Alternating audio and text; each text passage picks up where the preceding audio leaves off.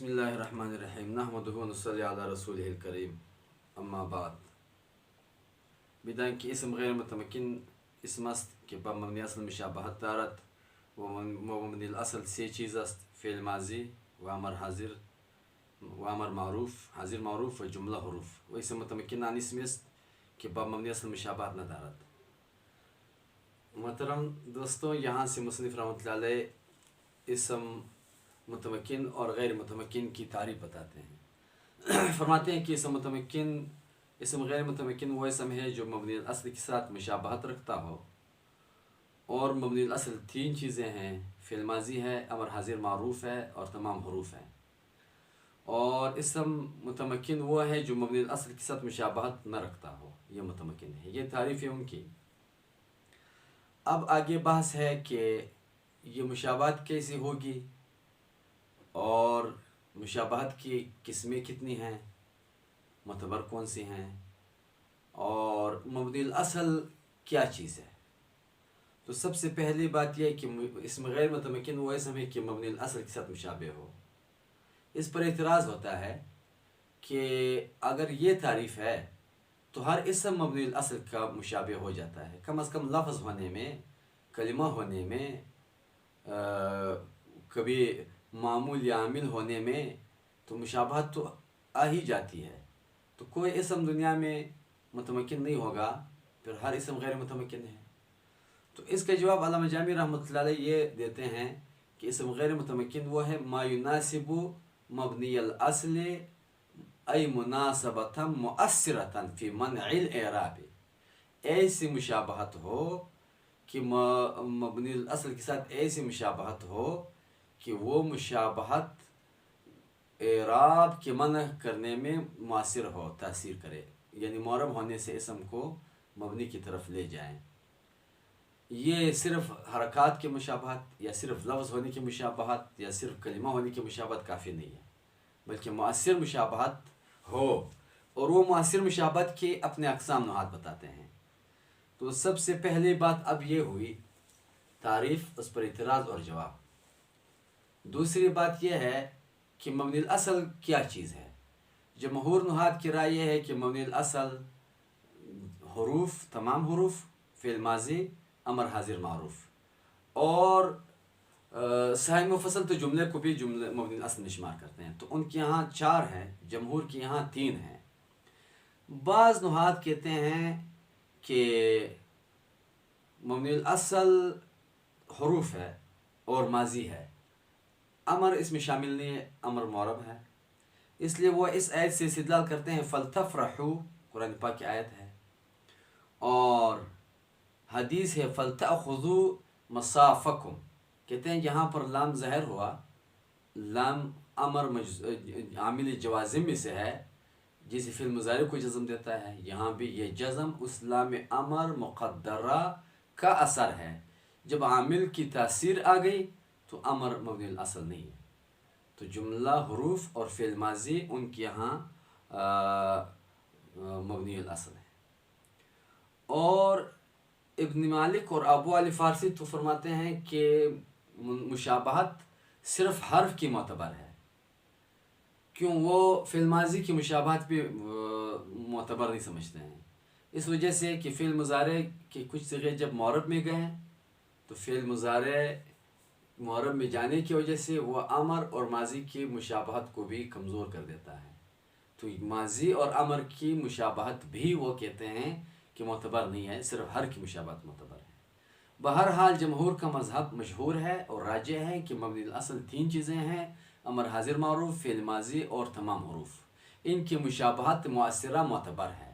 مشابہت یہ بحث ہے ابن عقیل جلد 1 صفحہ 29 پر، اور اشمونی میں بھی جلد 1 صفحہ نمبر 50 پر اس بات کا خلاصہ موجود ہے۔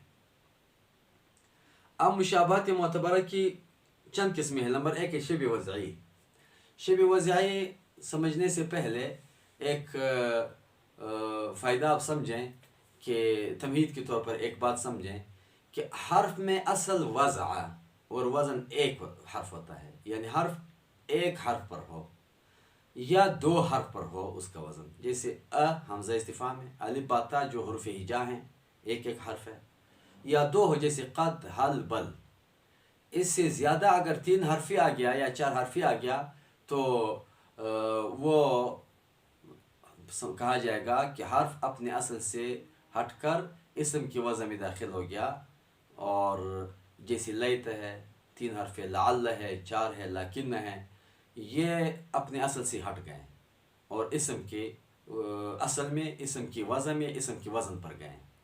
اور اسم میں اصل یہ ہے کہ اس میں 3 حرف یا 3 سے زیادہ ہوں، جیسے زید، جعفر، خندریس.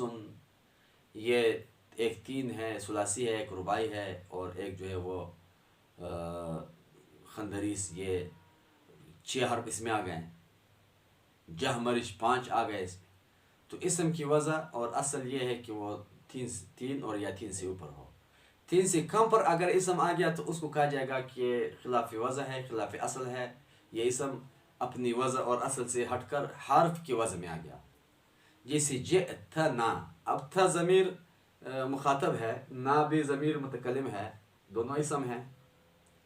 جئتا یہ فاعل ہے اور نا مفعول بھی ہے، لیکن ایک میں 1 حرف ہے، تھا 1 حرفی ہے، اور نا 2 حرفی ہے. یہ شبہ وضع اس میں آ گئی.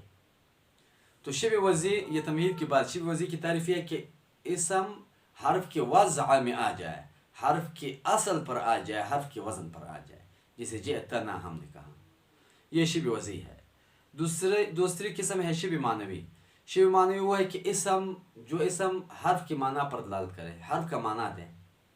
جیسے من ہے، اسم ہے، لیکن یہ استفہام کا معنی بھی دیتا ہے، شرط کا معنی بھی دیتا ہے. متى ہے، یہ اسم ہے، یہ استفہام کے معنی میں بھی استعمال ہوتا ہے اور شرط کے معنی میں بھی استعمال ہوتے ہیں. اور استفہام کا معنی یہ حمزہ استفہام یا حل حرف استفہام کا ہے، اور شرط کا معنی یہ ان شرطیہ کا کام ہے.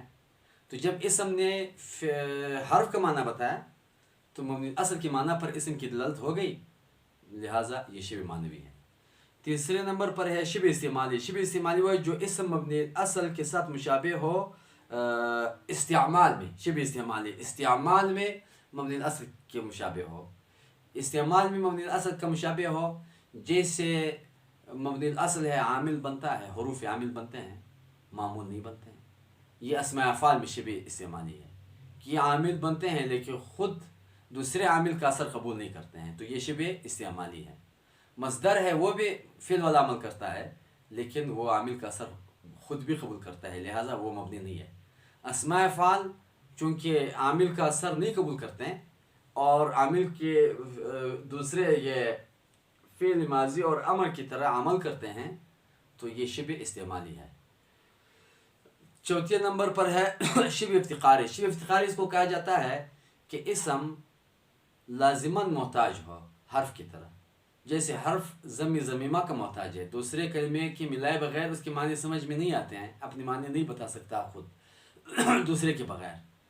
اسم بھی جب ایسے بن جائیں کہ اس کا معنی دوسرے کلمے پر موقوف ہو، یہ شبہ افتقاری ہے. جیسے اسماء اشارات ہیں، مشار الیہ حسی یا عقلی جب تک نہ ہو تو اسماء اشارات کا معنی سمجھ میں نہیں آتے ہیں. اسماء موصولات ہیں، جب تک صلہ کا ذکر نہ ہو ان کا معنی بھی سمجھ میں نہیں آتے. یہ شبہ افتقاری ہے. اور ایک ہے شبہ اہمالی. شبہ اہمالی جیسے حروف عاطفہ ہیں یا حروف غیر عاملہ ہیں، وہ کچھ عمل نہیں کرتے ہیں. اسم بھی جب ایسے بن جائے کہ وہ نہ عامل بنے حروف غیر عاملہ کی طرح اور معمول بھی نہ بنتا ہو، تو اس کو کہا جاتا ہے شبہ اہمالی. اور یہ شبہ اہمالی کی وجہ سے مبنی ہے کہ یہ حروف غیر عاملہ کا مشابہ ہو گیا مہمل ہونے میں. جیسے اسماء اصوات ہیں، یہ اپنے حیثیت کے اعتبار سے کچھ بھی نہیں بنتے، نہ عامل نہ معمول. فواتح سور، صورتوں کے شروع میں جو ہیں، جیسے الف لام میم ہے، قاف نون وغیرہ وغیرہ، تو یہ بھی عامل بھی نہیں ہے، معمول بھی نہیں ہے. ہاں مراد لفظ لے کر یا کوئی اور تعبیر کریں گے تو پھر ترکیب ان کی ہو جائے گی. یہ محمل ہونے میں حروف غیر عاملہ کے مشابہ ہے، یہ شبہ اہمالی ہے. اور ایک ہے شبہ جمودی. شبہ جمودی کہ اسم ایسا بن جائیں جیسے حروف ہے، جامد بنے، نہ تثنیہ آتا ہو اس کا، نہ اس کی جمع آتی ہو، یا ہمیشہ لازم و ظرفیت ہو. جیسے یہ اذا ہے، یہ تثنیہ جمع اس کے نہیں ہے اور مضاف الیہ چاہتا ہے. اور عوض اور قط ہے، تثنیہ جمع نہیں ہے، لازم الظرفیت ہے، یہ بھی اذا بھی لازم الظرفیت ہے.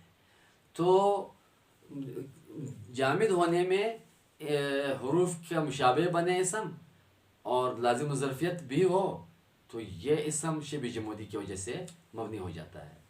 اور 7ویں نمبر پر ہے شبہ تضمنی.